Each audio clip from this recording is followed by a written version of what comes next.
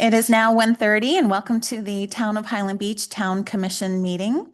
And I'd like to call the meeting to order. May we have the roll call, please?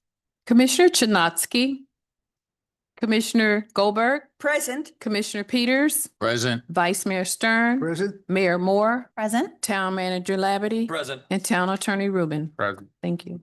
We could all rise for the pledge.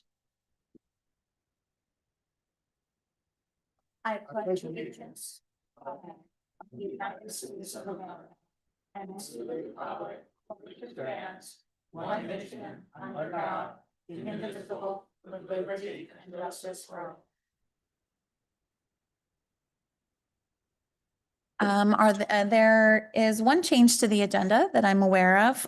We are going to push the EPOC blood analysis presentation to the next meeting. So item 6A, we will push to the next meeting. Any other changes to the agenda?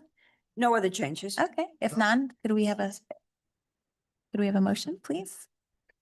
Motion to approve, We have mixed.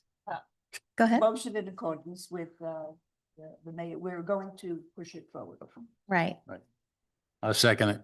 Thank you. So that's a motion to approve the agenda as amended. Yes. All in favor, say aye. Aye. Motion carries. Next item on the agenda is the annual comprehensive financial report for fiscal year ending September 30th, 2024. Welcome.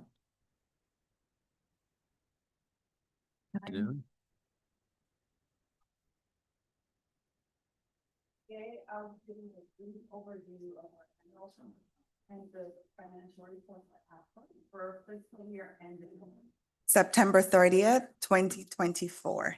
Great, thank you.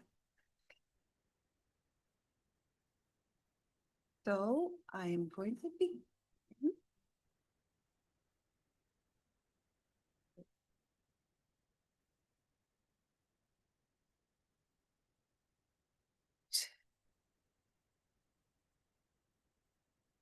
Perfect.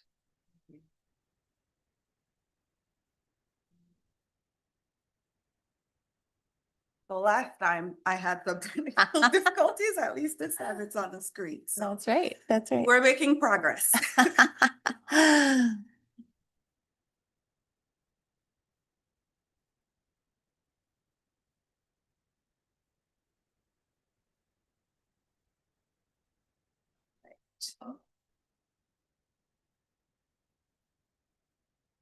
Okay, here we go. Let's begin. So I'll start off by first saying why we need an audit. Then I'll jump into some financial highlights for our fiscal year, and I'll move into the auditor's opinion. So why do we need a government audit? We need our auditors or an independent party to verify our financials to state that what we say we're doing is what we're actually doing. So one of the main reasons is we need to verify that our resources are recorded and reported accurately. Secondly, we need compliance to ensure that we're compliant with laws and regulations as it states to or state and federal laws, as well as internal control and evaluation. At the town here, we have a robust internal control system. And so we ensure that all our, we follow our procedures and processes. And finally, we need to have our audits for decision-making purposes. So by giving accurate and concise and verifiable information, it helps the board as well as our manager here to make good decisions for the town as a whole. So our financial highlights. So first I'm going to touch on our net position. So net position is a key indicator of the town's long-term financial health. And for fiscal year 2024, our net position actually grew by 11.7%. So we were at $26.3 million last year. And at the end of FY24, we were at $29.4 million. And so we've broken out the fund balance or net position year over year by the different funds. So overall, our total net position, as I stated in the previous slide, was 26.18 million. And for the general fund, our ending net position was 8.2 or 8.3 million. The building department was just under 3.6 million. And for the water and sewer, it was 9.9 and 3.4 million respectively. So overall, all funds showed positive increases in the net position for FY24, which is amazing. Next, I've broken out the fund balances by the major funds. So we're looking at the beautiful fire station, the nighttime view. And that was one of our major highlights for FY 2024. And so we ended with 8.3 million and we grew by 1.2 million. And this, our growth was attributable to the property tax increases and as well as the debt that was issued to fund completion of the fire department.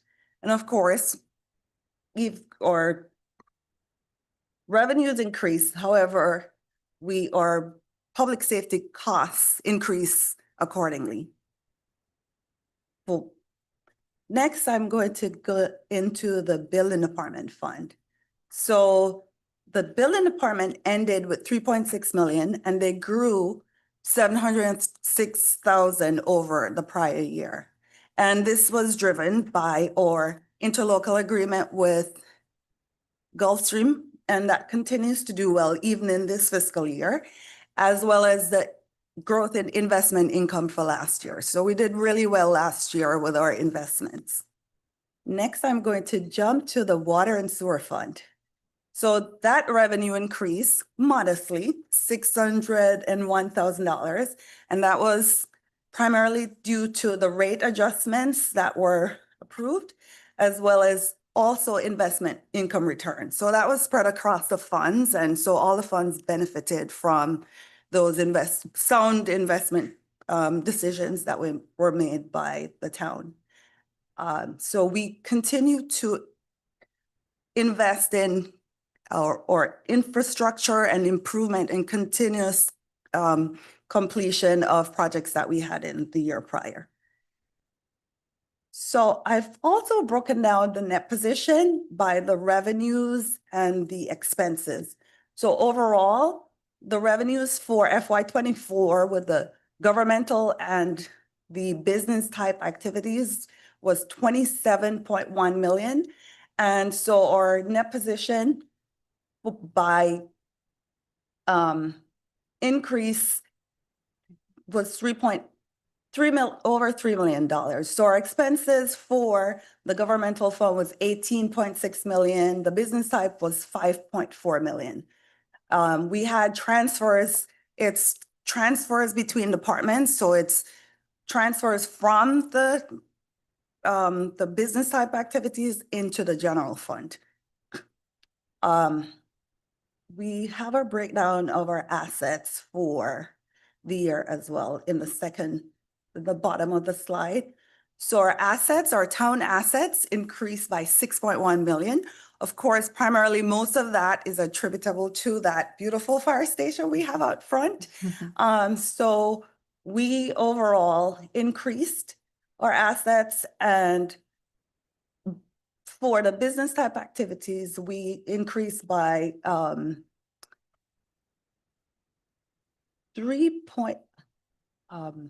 overall, pardon. So overall, our town assets increased by 6.1 million. Here's a breakdown of the debt by business type activities as well as the governmental fund. So we retired one of our water loans last year, which is great. So we're spending less on debt service because we retired that loan. However, we increased our debt for the general fund by the $4.5 million that we retained from Synovus Bank for construction of the fire department. So this loan was a great loan because we didn't start drawing down. It was structured where we drew down money as needed. So as far as the interest, we did not start to incur interest when we signed the agreement. And the rates were phenomenal, because I think it was like 3.5 or less percent. And given what interest rates are today, it was great timing on our part.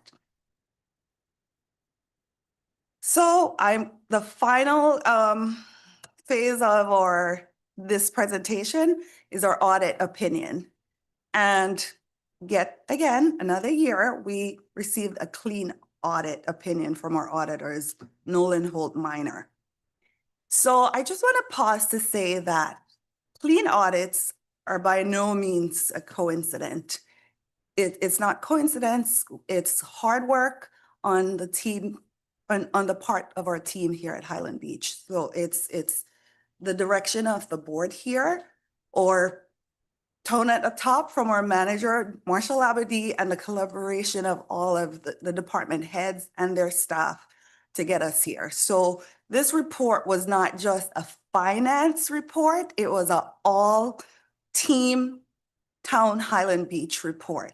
And so we hear in the news all the time, these horror stories of people, misappropriation of funds. We don't have that problem here because we have robust internal controls and we have oversight from the board, and we also have our audits completed on time. This year, our audit is a little bit later than we expected. Although we did meet the state's deadline, we wanted to be complete around April. But based on the unprecedented year that we had with the multiple and unique transactions by way of the fire station, we weren't able to complete it by that deadline, but we're making progress for this year's, for FY25 audit. So in 2023, we had 0 audit findings. However, for 2024, we had some difference with how we capitalize our assets. So the auditors requested that we changed how we capitalize the assets. So assets that we, based on our procedures, did not meet the capitalization threshold based on the dollar amount, they wanted us to group it. And that's what caused us to have those findings. So it was nothing to do with dollars. It was just a difference of opinion as to how we capitalize those assets. And so with that said, We did capitalize. we did, This way, we Right, did right, it the right. other way, Understood. so. in the aggregate, it the met same. threshold, but Right. on the individual basis, it did not meet the threshold. So again, that concludes my presentation. Again, I want to thank Marshall and the team here for allowing me to give this presentation because, again, as I said earlier, it was a team effort on all our parts. And I'm happy that we did deliver another clean audit. So I look forward to next year presenting again. Okay, great. this. Well, I wanted to give everyone an opportunity to ask any questions. Are there any questions? It's a question and it's also a statement. I think the auditing group is a recipient of the hard work of a tremendous group. Marshall, you should be commended, looking at the new asset increase, looking at the debt decrease, and looking at the health of the organization. I can only say just a great job. And we should be very proud of retaining everybody that's in place. Thank Thank you. I you. would repeat those sentiments. Yes, absolutely. Thank you. Yeah, I'd just like to repeat that too. It is a team here and thank you all the department heads and everything and Marshall and everything. And this is what makes it. And I love to see we put more money in reserves every year and that's what we have. Thank you. I would totally agree. And going through this booklet and the few minor things or recommendations, really minor, guys did just an outstanding job. Thank you. And again, it starts with a tone at the top, which Mhm. Yes, congratulations on the clean audit. It is a lot of work on the team to have everything recorded correctly and in accordance with all the the guidance that they give you from the standards of practice. You have to like keep up on all those standards. So kudos to you. Then you have this independent, that are this independent review team that's reviewing it all. So to have a clean audit, which is very minor recommendations, is really a fantastic Well, result. I thank you. And again, Marshall places a lot of emphasis on training. Mhm. And so there's always ongoing training Right. to keep up with all the standards and best practices in our finance industry. Mhm. So that helps. That's right. And we- His review will come up later. I'll give you the money later. So that's a focus, and we try to as best as possible. David always says, it's like doing laundry. We don't let things pile up That's here. right. So we That's try to right. keep our information as it. current as possible, because that makes for good decision making. Right. Because we don't know if we spent it and we didn't Right. record it. How do Right. we know that we still have funds available? Absolutely. So that's what we try to do here. So thank you. Absolutely. Yeah. And I We're just want to listening highlight. my Yeah, presentation. and there's just one thing I want to read out loud. It's in the conclusion, and I thought it was very good. The town of Highland Beach continues to demonstrate sound financial management, strong fiscal discipline, and strategic investment in critical infrastructure and public safety. And so I just think that's, a terrific statement, for these Yes. auditors to put in here. And, congratulations to the team on such a good result. So, Okay. and thank you very much for all your work. Thank you. Thank you very much. Rich, you can quote her on the, Yeah. you can quote her in the Coastal Star. Like an accounting story. Well, thank you very much for the presentation. Next item, public comments. Are there any public comments? Okay, seeing no public comments, ordinances, there are none. Consent agenda, there are none. Unfinished business, continued discussion on temporary signage. Item 10A. Good afternoon. Ingrid Allen, Town Planner.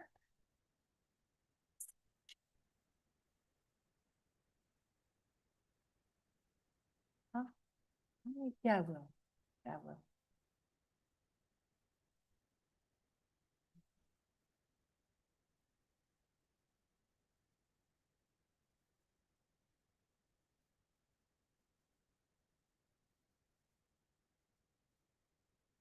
I don't need it right now, but yeah. I'll share it. Okay, perfect. Okay. All right. So on page 69 of your packets, I provided you some background information on the commission's previous discussion that you had on temporary signage. This took place on March 4th of 2025. At that meeting, the commission was provided information on the current regulations that we have in our code regarding temporary signage. That's on page 86 of your packets. Consensus from the commission at that March 4th meeting was that you wanted to continue the discussion and you wanted to look at what other municipalities offer in terms of temporary signage. And I've gone ahead and provided a table on page 100 and page 101 of your packets. When you look at that table, there's 3 municipalities that are included. The city of Coral Gables, the town of Palm Beach, and the town of Manalapan. And why these 3 municipalities were chosen?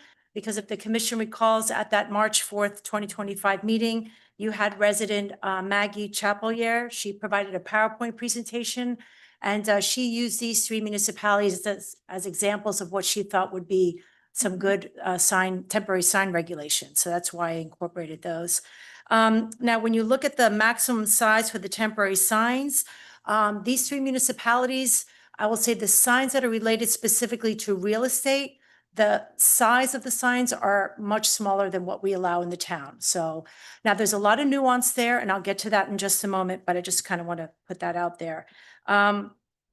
I did also want to state that the commission at the March 4th meeting, you also asked for examples, physical examples of temporary signs that we have in the town. I did note in your staff report that according to our code compliance officer, he hasn't pulled any non-conforming signs since March.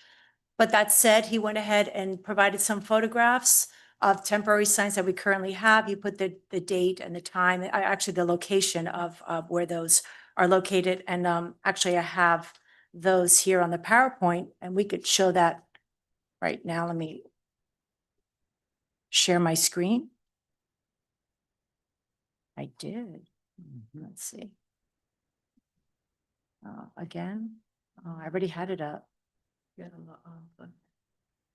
Oh, here. There it is. Share. I got it. Yeah. There you go. There you go. Okay. See here. I'm beginning. It's all right. Okay, so here we have a sign. This is at 2711 South Ocean Boulevard. Here we have another one at 2565 South Ocean Boulevard. And there's another one here. Oh, that one is at 2366 South Ocean Boulevard. And then we have 3700 South Ocean Boulevard. Now, this one here is at 4301 Tranquility Drive. I was advised from the code compliance officer that there is a code case on this one. He did go out there and remeasure it, and it is over the 4 square feet. So there is a case on that one. And here we have one at 4316 South Ocean Boulevard. And here we have one at 1121 Bel Air Drive. I was advised by the code compliance officer that this one is in the right of way, so there's a code case on this one as well. And here we have 1007 Bel Air Drive, 1101 Russell Drive. And we have 4715 South Ocean Boulevard. And then we have 1120 Highland Beach Drive.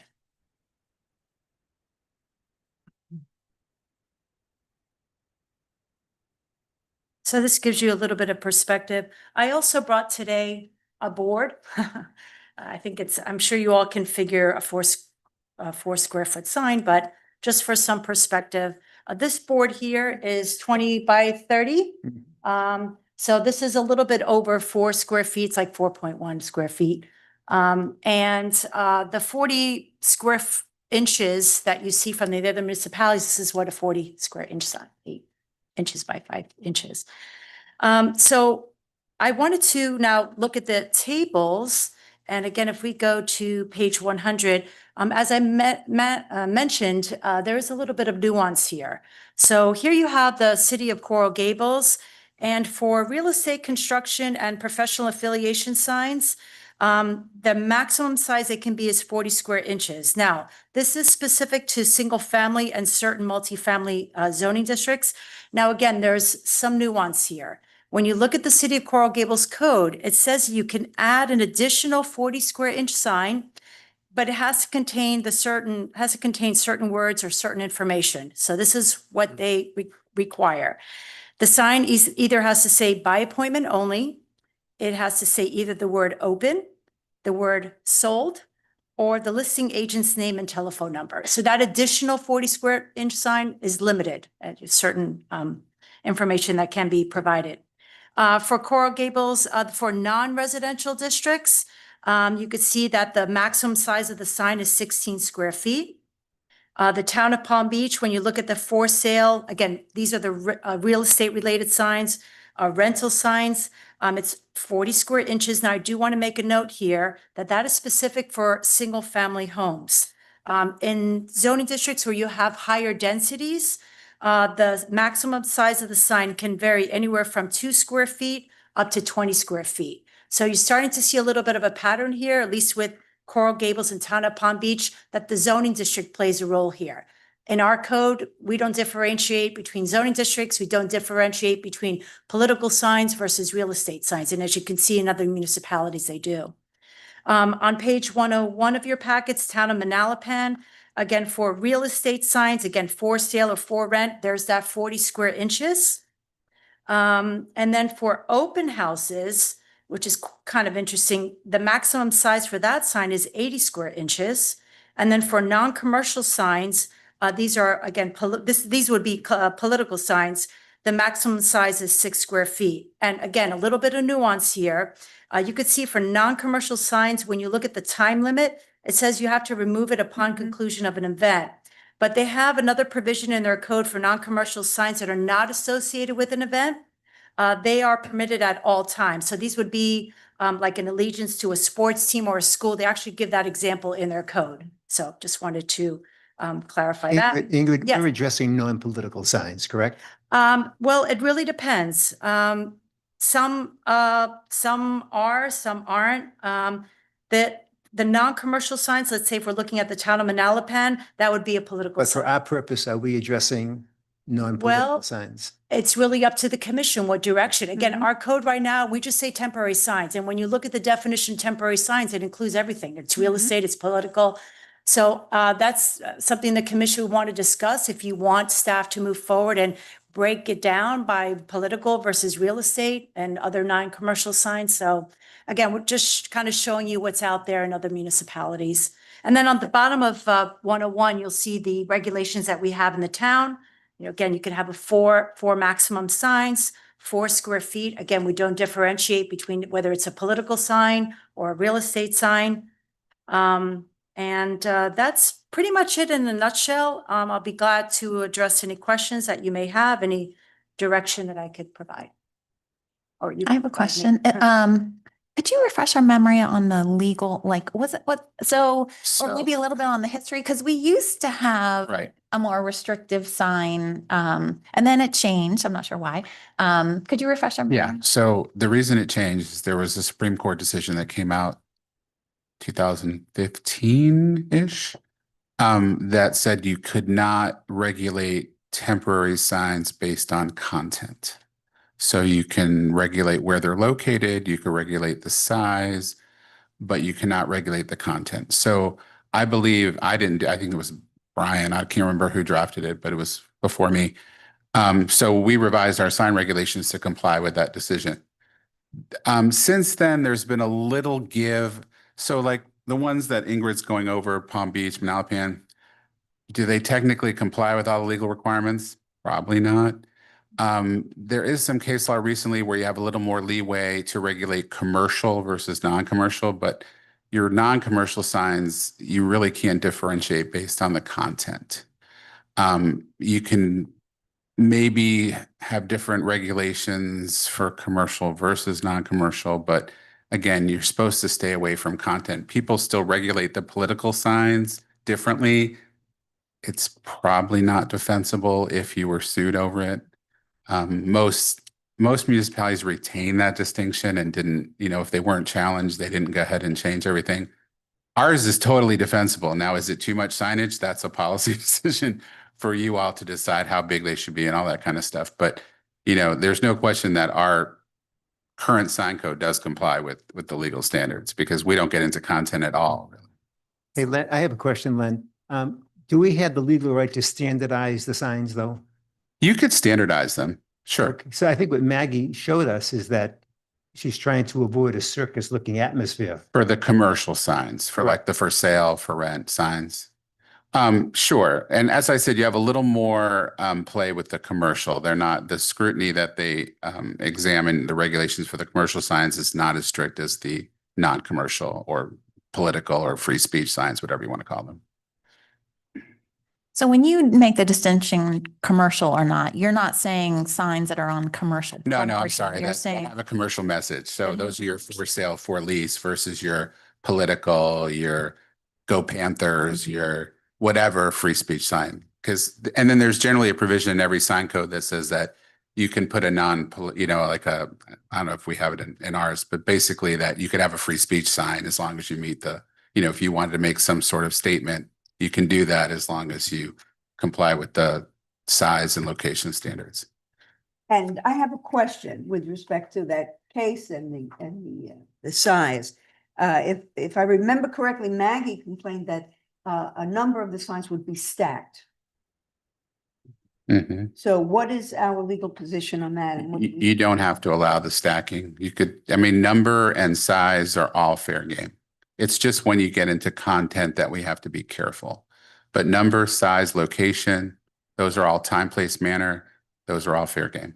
And what about the length of time that it consists The of? length of time, you should just be consistent. So, people still treat political signs differently, but if it relates to an event, then it has to be taken whatever the day, taken down within 3 days of the event or whatever the case may be. You can add time constraints. Again, those are sort of time, place, and manner. So those are also fair game. What are we doing as far as, what have we been doing up to date with compliance? I mean, I would assume that our building officials, Well, I think Ingrid said there's 2 code cases. And since these pictures were done, there's some additional code cases that the code compliance officer advised me of this week. So yeah, he's out. Remember, temporary signs, you don't need a permit. So it's not like these things are coming into the building department and being reviewed by staff. You don't need a permit, so you could put the sign out, so. do any of these jurisdictions, these 3 towns or cities, do they have any, do they require permitting for any of the signs? I don't believe for temporary signs, they don't require a permit. I've never, for temporary signs, I've never seen one that required a permit. I think Ocean Ridge does. Oh, Yeah, Ocean Maybe they Ridge, do, but they require a permit for, I know for real estate sign for sure. And they have also, I don't even know if it's 40 square inches. I think it might even be smaller. I'm not, maybe it's 40 square inches, but well, there was again certain parameters that I put in, and when you Yeah. look at the regulations, there are pages and Yeah. pages. So yeah, yeah, yeah. I try to keep it simple with max number, Yeah. max size, minimum setback, max height, Yeah. time. And you didn't even put Ocean Ridge up there, but I'm just Yeah, it saying, wasn't just, in there, just but to yeah, no, contribute good to the to know. conversation. Good to know. Ocean Ridge does require like a $5 permit, and I think it's just, they just want to, that's one way they handle it, yeah. Have we had any other comment from our community other than what Maggie had presented? I personally haven't received any public comment. I don't believe the clerk's. I office did. has a seat- has a- Before, we used to get it around election time for political signs, because technically we say no signs in the right of way. Most people put the signs in the right of way, or they don't really know where the right of way lines, or they want to argue that they know where their right of way lines are for the common. So we've used softer approaches, 2 feet on the, west side of the pathway up against the poles on the electric sign for the east side, because there's 100-foot right of way. So nothing should be there. Not even real estate signs should be in there.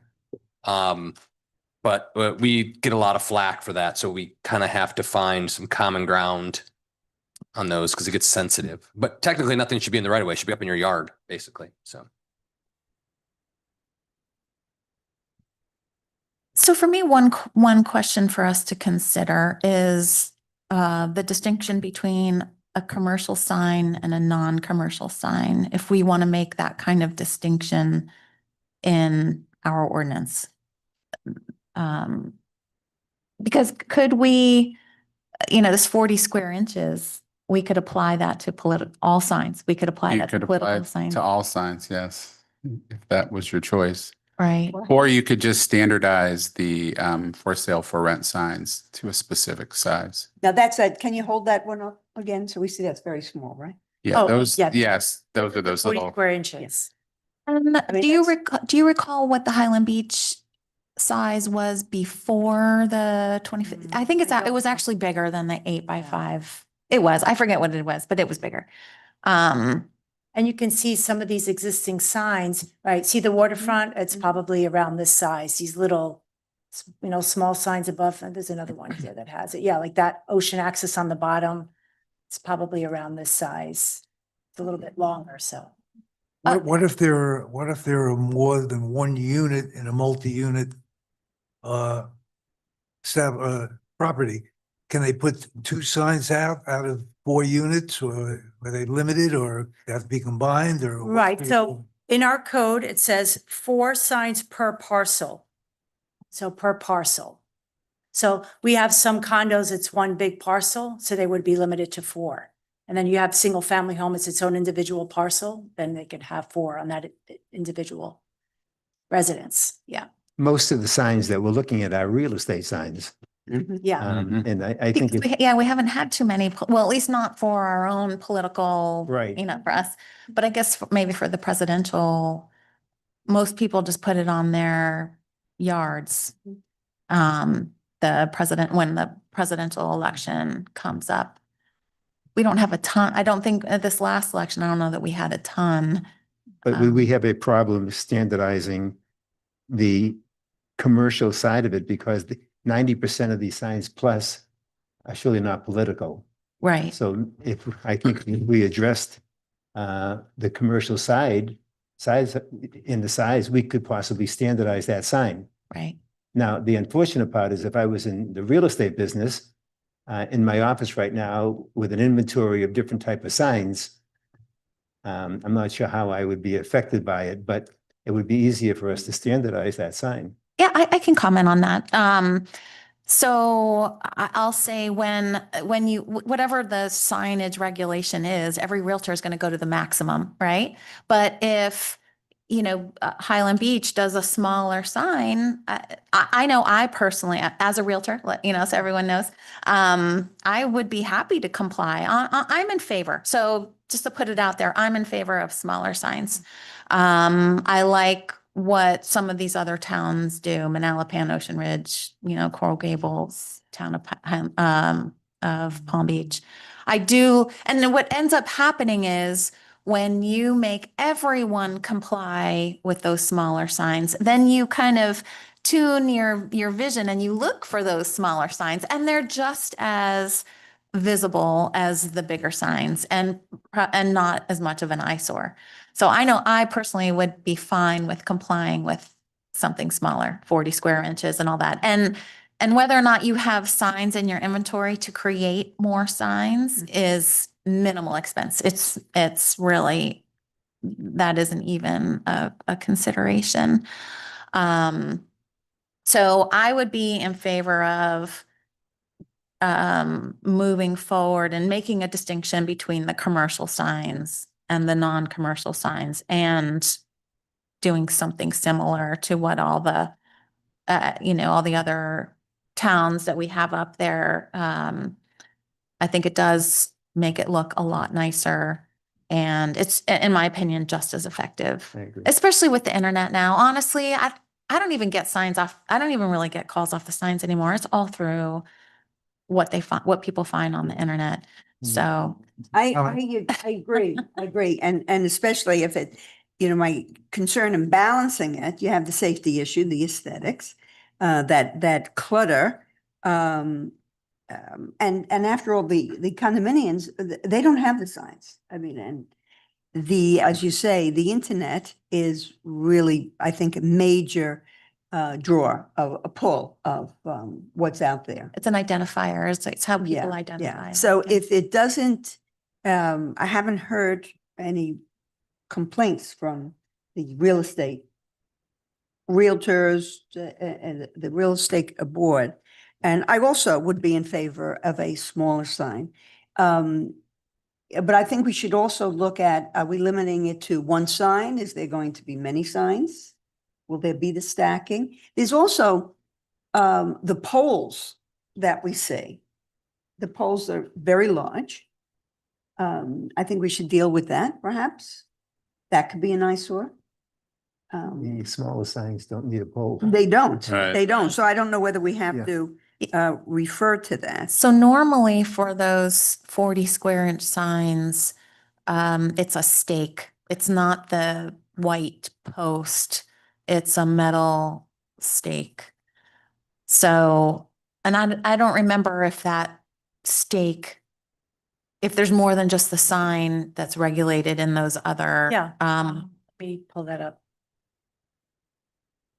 Ingrid, if according to going back to stacking, if whatever we put for the maximum size, 4 square feet ever, if their real estate sign is 4 square feet, then they can't put an extra sign on top, like waterfront or water view or whatever on it, or can they make their real estate signs smaller and compensate the 4 square feet or whatever we choose with that sign? Would that be legal? Yeah, and I discussed this with the building official. So Jeff, maybe you could jump in. So you can have 4 signs. So as long as they meet the parameters, right? So if you have a little one that says water access, that's one, right? You saw that were 3 that were stacked. They're still in compliance. So they can have a separate one on that property to make it 4. I believe that's how we are interpreting it. Yes. I agree with everything that's been said. Just to reiterate, a condominium on A1A can also override and say no signs on the property. Is that correct? Absolutely. So we don't, yeah, an HOA or a condominium association or a homeowner association could always have more strict regulation, and most of the times do. So I'm in favor of one sign, 40 square inches, which is that small one. I don't know if you want to hold that up again, Yeah. which is 8 by 5. Yeah. One sign, just a stake. If we were all consistent with that, I would be happy to comply. Does that give enough room? I mean, I understand that doesn't have Small. to be exactly in Yeah. that size, but the, Yeah. the total. Right. Does that give a realtor enough space to put their name, their telephone number, and that it's for rent or sale? Is It that does. sufficient? It does. So what you're suggesting is not to have the 4 signs regulation. Only We would one. Limit it to Only one one on a stake. on a stake. And then another thing we could do too is only allow white or black, no colors. That's another thing that Ocean Ridge does. It can only be white and black, Really? which is kind of nice too. It makes it It's standard. Yes, Yeah. very standard. you know. It Mhm. identifies that there's something for sale in that property. And if someone were, and it would have and it typically would say, offered by, the realtor, their phone number, and usually like their brokerage name. So if someone were interested, you have the phone number there, but you would also look up that address on the internet very, very easily. So, lots of other cities do that, Any and I think questions? it's. Do you have a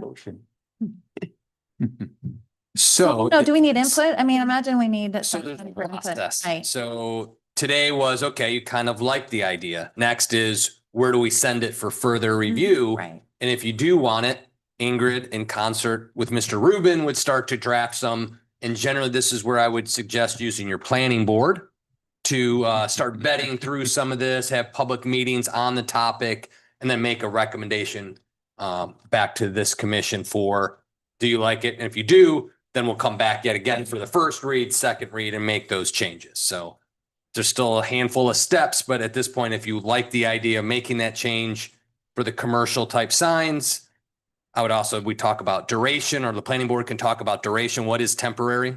So that would be great. Like temporary signs 3 years, or is temporary signs 6 months? Those type of things. And then it'll come back to us with a series of recommendations from the planning board. I like that we ask the planning board to take a look at, for commercial, right now our initial step maybe to look at commercial signs, to limit it to this size and to have some definition of what temporary means. I mean, I kind of like a certain amount of time after an event. I kind of like that because things take longer to sell or quicker to sell depending, and, Event, election. So many right. days after election, pull your signs, that kind of stuff. Yeah. But election, that would be different, right? Political signs are not. No, yeah, I mean, a political sign is limited, you're addressing a specific event, so you can do, but Yeah. whatever durational, like they have to remove, they can only be placed how many days before and removed so many days after. That should apply to anything related to an event, whether it relates to an election or some other special event that might be going on. So our recommendation though is to make a distinction between commercial Right. and non. You want to uniform your commercial signage and make it smaller. And then we could also look at the temporary signs and the duration and all that kind of stuff. Defining what it means to Correct. be a temporary sign. Correct. And make that distinction as to the election signs. Well, Com- I would just the commercial versus non-commercial. Okay. Do you need a motion? Do we need a to motion? send it in? No? It would help. Yeah, let's make Yeah, a clear I motion. I Let's make a think clear motion. Memorialize it for the minutes and stuff. Well, I'll move to send the issue on our agenda today, 10A, to the planning board for further review and comment. And can we clarify that we like the 40 square inches? Like, can we Sure. You make can, that a little bit absolutely. more specific that we like the 40 square inches for the commercial signs that we think Mhm. that is something, Two color?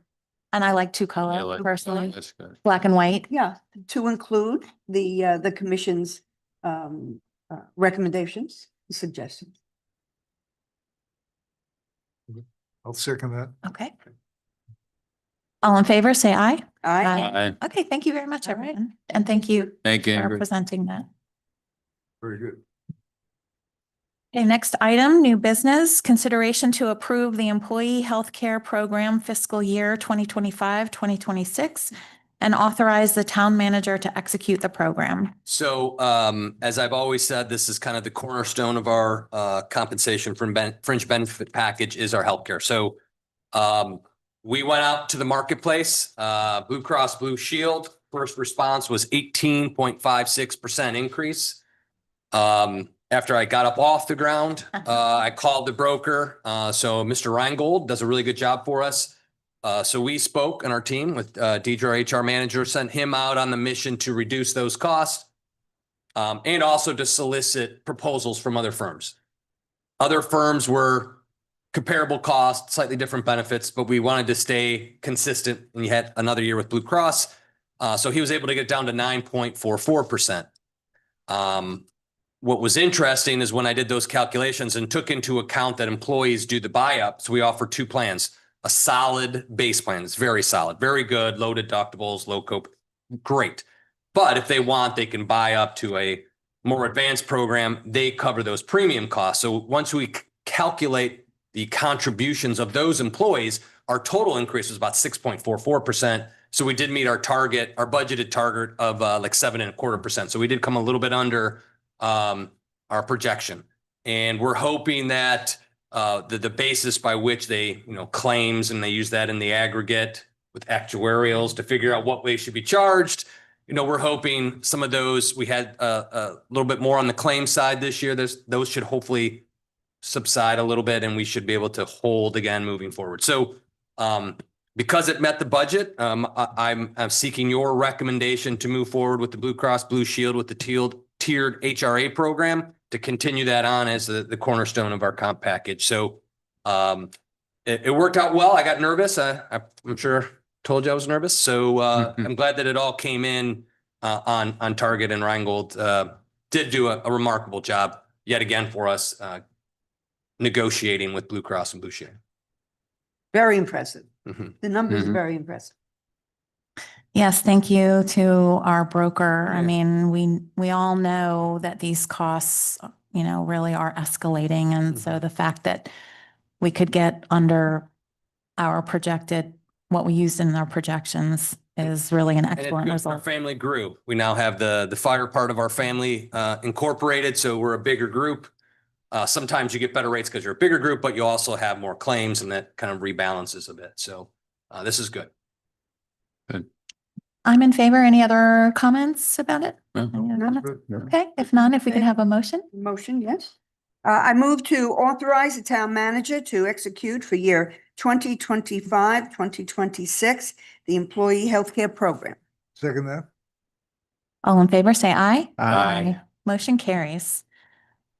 Resolution number 2025-020, a resolution of the Town Commission of the Town of Highland Beach, Florida, adopting a merit increase policy for non-union employees, excluding fire rescue shift personnel and amending the Town of Highland Beach salary table and providing for an effective date. So as our annual exercise, we do this every year to set or establish the merit increases for the non-union or fire shift, because they're on a step plan as well when we started that department. And it also to our salary tables. As I said, we've been on this exercise over the last 2.5, 3 years. We got a couple more years to get our salary tables for all classified positions in the right spot and a little bit more closer to the statewide averages. So we're continuing that. So we also then adjust the table to the CPI for the 12-month rolling CPI through the end of August, which is issued on September 11th, as we did the last couple of years. It provides that consistency that, regardless of merit, at least the position banding is growing in the marketplace to the area inflation. It's not CPI of Nebraska, it's CPI of South Florida. So it's a little more relatable to us and more localized. So those two steps, I'm recommending the 6% across the board merit for all performers, successful evaluations. What you see across the board is anywhere from 3 to 7 in the marketplace. 7 is an outlier. The county, I think, went with 6. I'm recommending 6. A couple other towns are a little bit lower, but as we've been talking, the performance of the team. Susie, thank you for saying that again. You know, the team makes this thing work, you know? The dream works requires the teamwork. So, 6% I think is good. It holds within our budget. We're in good shape. So I'm looking for support of that as well. Well, I definitely support it. I think it's very important that we compensate according to what's being paid in the market. And I think it's important to keep up. It's important to retain staff. So I think I'm very much in favor, and I look forward to any additional comments from my colleagues. I think after returning from the Florida League of Cities and seeing the state and the people and talking to many of them, we have a great thing going on here, Marshall. And I think we should be doing everything in our power to retain the team that we have in place for a good long period of time. So I think between the health programs and what you're recommending, I support 100%. I do as well, particularly since this particular motion and resolution refers to the non-union employees. And we have to take care of them, be competitive in the marketplace, and reward them for meeting expectations or exceeding expectations. And I certainly will say, and everyone I'm sure will agree, that they exceed the expectations. I mean, we are known there in the world of cities in Florida of having a top team. So I'm for this. Yeah, I'm for it too. We must reward our employees, keep them here, and they're doing a good job. And this is our reward to them. Thank you. I would totally agree. And, lastly, we really value everyone's their contributions to the town. So we really appreciate the work that you do. So thank you. Yes. And if we could have a motion. Yes, I make a motion to approve resolution number 2025-020. I second that. Do you want a roll call or?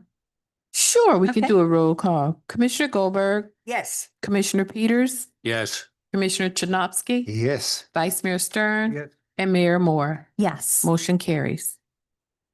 I'm pleased to present the next item, item C, consideration to approve the Fourth Amendment to the Town Manager's Employment Agreement. So it's time to extend the employment agreement. And so it gave us the opportunity to take kind of a fresh look at the agreement that we have for Marshall. And so we wanted to make a few changes. And so not only to extend the agreement, I mean, of course, we want to extend the agreement. So what we're proposing here is a 5-year extension with automatic 5-year renewals. If something goes awry, of course, there's a way to cancel. But, Marshall has been here almost 7 years. You started October. Yeah. So you started October 1st of 2018. And your performance has been outstanding each and every year. So it is with excitement that we can offer, obviously an extension and automatic renewals going forward. Also, in taking a look at the compensation for the town manager, we took a look at other town managers and what they're being compensated. And so another way that we can improve on the compensation is to increase the contribution to the to his retirement fund. So currently, the contribution has been 20% of his salary. And in looking what other town managers get, I mean, some of them get almost up to 40%. And so to recognize the outstanding performance, I'm recommending an additional 10% contribution. So instead of 20% contribution, it would be a 30% contribution. And then in addition to that, we wanted to talk about merit increase and of course, in accordance with his outstanding performance and leadership here in the town, we want to grant the highest merit increase possible according to the contract, which is a 10% increase in salary. So I wanted to put out that recommendation and get each commissioner's input and opinion on those items. So if we could start with Commissioner Stadnowski. Thank you, Mayor. I had the pleasure of doing a performance evaluation with Marshall. Not only did I enjoy it, but I even learned more when I went up to the Florida League of Cities and met 7 of his peers. And I was able to say to myself, where does Marshall sit in the scope of the state of Florida in comparison to the other individuals that I had met? And I would say, Marshall, not to give you a swelled head, I was very impressed with everything that you've been able to do and your vision for the future. And I think we should be doing everything as a community to keep you and your team together. That would be our number. So Mayor, I support everything you've just said 100%. We're very grateful for you to be with us here. It's outstanding. It makes our work, it enhances everything that we do on the commission. We can rely on you.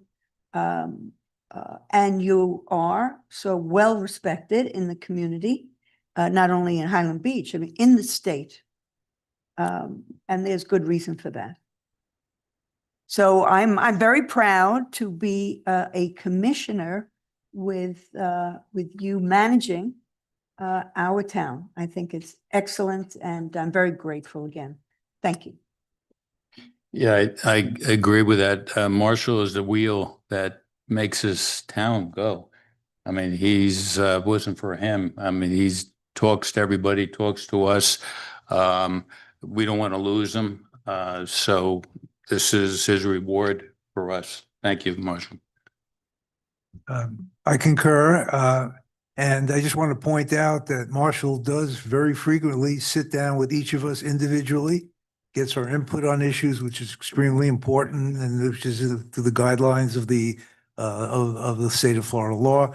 And he puts those thought process in and creates some of the agenda items and discussions, and does a terrific job. So thank you. And in preparing for today's item, I was poking around trying to get some historical perspective on what happened before I was even involved. And the Coastal Star had a nice article when Marshall started. And in it, it said something to the effect of, Marshall has a lot cut out for him. He had a long list of things, intimidating items for him to tackle. And I can confidently say that you've achieved them. You had quite a list of things for you to address. Overhauling the finance department, overhauling the financial reporting system, the fire rescue. Under your tenure, we had our first appropriation, which more than paid for your salary. So you have accomplished so much, since you've been here, and your leadership is really tremendous. Which I measure that by the retaining of top talent, and you have retained top talent. And I'm constantly getting positive feedback on your performance as a leader and your work performance here in the town of Highland Beach. So it is with great pleasure that I make this motion, which is I move that we extend the town manager's contract through September 30th, 2030 with automatic 5-year renewals, unless either party provides 90 days written notice of termination. That we increase the town's retirement contribution to town manager's 401A by 10%. And that we also, we effective October 1, 2025, we agree that the town manager's base salary shall be increased by 10% of the town manager's annual base salary. So for clarification, that is to approve the Fourth Amendment to the Town Manager Employment Agreement Yeah, with the 10% salary. increase. with the change. Second that. Roll call? Okay, you made Uh, the first. Second. Mhm. Mayor Moore, Yes. Commissioner Peters, Yes. Commissioner Chernowski, Yes. Commissioner Goldberg, Yes. Vice Mayor Stern. Yes. Motion carries. Wonderful. Congratulations, Marshall, and thank you for all your hard Thank work. you. Okay, next item on the agenda, the town commission comments. Commissioner Shadnowski. You know, I think easiest place to start is we all visited Orlando together. It gave us an opportunity to sit for 4 hours together and take an ethics course. Very exciting, which we all enjoyed. But what most important was for a small town, I think we should be very, very proud. There are towns of 30 and 40,000 people. And I think that as I walked around listening and talking to other people, my first time attending, I said to myself, I'm in the right place. This is a great community with some great people. And I think what's most important is what the next 5 years are going to look like. And like I've said to Marsha, which was illustrated in the numbers today, when growth stops, decay usually begins. And we're in a wonderful growth pattern right now. And I think that's what we're building upon. And that's the decisions that we're making today and the recommendations that I want to thank everybody for their time during that 4-day period. And I think we have a lot of great things to do, Marshall, with your leadership. The attendance at the Florida League of City, it's always beneficial, and it's wonderful to have that opportunity, a social atmosphere that with all the commissioners, and it enhances us on this bench each month. I'd also like to acknowledge, I thank the commission for my appointment on the policy committee, and I'll be again participating in the taxation and finance committees, as well as the advocacy. Really important, significant legislative agenda this year will include property taxes. So I'm looking forward to that. We covered that as well in the meetings that we had at the league. We've had discussions about it, and I look forward to participating and reporting back. Thank you. Yeah, I just want to thank all our town employees, our department heads, Marshall. I'm glad we rewarded them today. And I just want to say, I'm glad I live in Highland Beach. Thank you. I'd like to bring up a different issue and a safety concern. With the increase of electric bikes, scooters, it becomes a pedestrian safety issue in our 3 miles of sidewalks and bike lanes. With the widening of our bike lanes, I feel we must examine our rules and regulations. I know everyone will not be happy with restrictions. However, I believe we have a responsibility to make safety a priority. I'm requesting the town to do a study to determine the best practices. Some of my initial thoughts.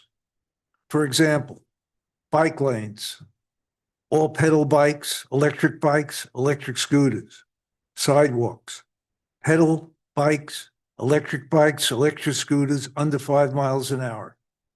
Audible warnings required when approaching pedestrians, horns or bells. Signs posted with requirements, penalties for violations. Request Del Rey and Boca to comply between Spanish River and Linton to whatever we put into effect. I think this is real important. Just coincidentally, there's a large article in today's Palm Beach Post on this issue. And it covers some of the things that I talked about just as a coincidence. And I think it becomes, especially as we get into season and more people come back and you get more of these vehicles. And so we must put something in effect with safety, the first consideration. So I would like to ask for that to be followed up on, please. I'm in favor. And once again, it was a great conference. I think we all learned a lot, and it's good for the town, and we should continue to participate. Thank you. So I'm in favor of putting that on an agenda item. And we can have, Yeah. if anyone else agrees. Yes, Yeah, Deb. yes, Yeah, absolutely. Deb, I think Deb that- mentioned. if we can include that as an agenda item for staff to present whatever information you can have to start the conversation.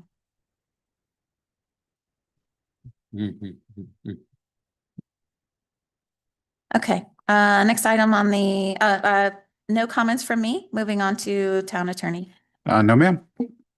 town manager.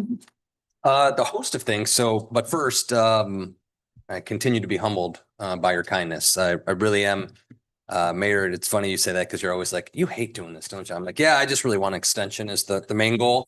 So I could stay here because I love it here, just like everyone up on the dais. The world's greatest team.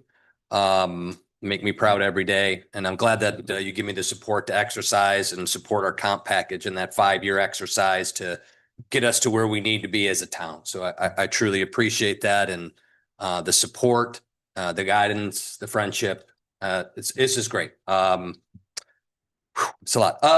But getting on to, the policy committee. Yes. I'm also on the policy committee for municipal administration. Go figure. I believe we will all be talking about top property taxes. I think that issue is going to be paramount in the next legislative session. I think it's going to start early. We may even want to craft some message that we want to carry forward either through our lobbyist or having conversations with Peggy, what we want her to say on our behalf. So those things we'll start crafting. I know the Florida League of Cities at the conference kind of gave us a prelude to some of their materials on how well local governments do keep taxes in check, how well we provide value and service more so than other levels of government, and to hopefully get the message out that they should understand, quick cuts aren't exactly going to effectuate the outcomes that they want. So we got to temper the legislator a bit to really think about what an impulsive action looks like. So I think we're all going to be moving through that. The e-bike, scooters, devices, bike paths, non-motorized pathways that we have. I'll add it to the strategic plan as an up and coming item, and we'll start that conversation. Chief Hartman and I will start having that a little more conversation. I have spoken with a couple of the Boca City Council members at our district luncheon. You guys may have been there when I think it was Yvette and Fran, or maybe it was just Fran was talking about, who's the deputy mayor there, started talking about what they're going to do. They have a slightly different, they have these herds of kids on e-bikes doing wheelies down the middle of Federal Highway. A little bit of a different issue, but it could become our issue over time. So it's timely to start addressing how we plan to tackle it and put in appropriate guidelines and structures for here, especially during season when it gets really busy. So we talked, the budget items. I've spoken with Susie and David. We're saying, all the capital projects we have, and some are planned to go right now and not going to meet the deadline in this fiscal year. So we're going to have a lot of ebbs and flows of the CIP program. We got delivered our first gut punch. It's not all lost, but the Army Corps decided to change the permit status for our marine docking facilities, which will put us off of the schedule for the fine grant program. So that project's going to be delayed significantly because of an Army Corps decision. It's kind of that we can't go any faster. The fine grant has their rules. They still, from what Chief is telling me, they're very supportive of our project. It just might have to wait 12 months, but it's still on the, and again, our third appropriation was for that project. So not only have we gotten that first one, right, we've kept that that energy going. But we will get that appropriation we have for the marine docking facility extended. So that project slows down, but some other projects are picking up. Just to let everybody know, we got a conference call today, the team. The sanitary sewer lining project is a go. We're green lighting that. So we said 9:15-ish is going to be their start date. We're going to get Skender and Madison are going to start putting together the communication pieces to get out to everybody so you can start to be prepared. The idea is we were going to start on the side streets. Bellito. So we're going to start in the side streets first. There are some limitations, like, don't start doing all your laundry when we're there. We will do door hangers. We'll communicate. When we get into the larger high rises and their condos, we'll do bypass pumping. So you can't control 200 units. So we will do things to bypass around certain towers and things of that nature. So you can still use it while we line. So we got a great vendor. The Public Works team did a good job putting that together. Again, Skender and Madison are going to put all the communication, but this is happening. We're going to be lining the sewers in Highland Beach, and that'll last it for the next 50 years. So we're excited that project's a go, but at the same time, the Marine's going to slow down a little bit. But they're all still a go, but the timing on the money, where kind of a case in point, next year we have the marine docking facility scheduled budgetarily for construction that might actually get pushed until next fiscal year. So again, you'll see things, I think David said we're right now about 1.6 in the good from this fiscal year for not executing all of our projects. That'll come down. We have some big check runs, so don't escape today, but there's some big check runs. So once we start doing that, those dollars will address down, but that is exciting. But sanitary sewer lining, mid-September to go, 60-day project. We'll be in and out of this town. So that's happening, which is great news. We'll run into a few things, I'm sure, but that's happening. We'll start communicating it when we get to the condos. We'll get to the condo presidents, the condo managers, just to keep that communication going. Another off project, we are putting doors in. They were supposed to be done before you guys got here.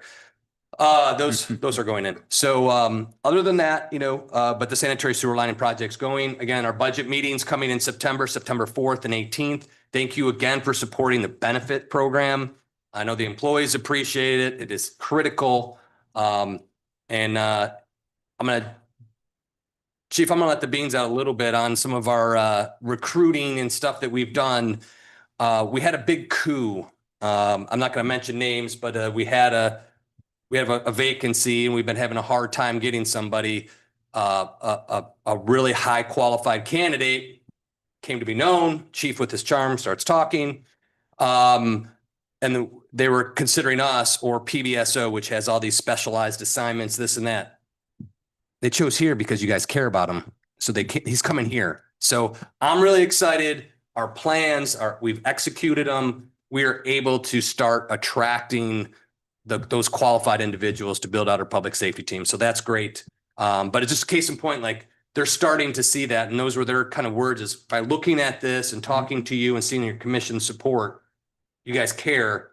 That matters as much, especially on the police side, for what the responsibilities, not forgetting fire. I see you, Matt, but but on the police side for this conversation, that the community supports, everything that's going on.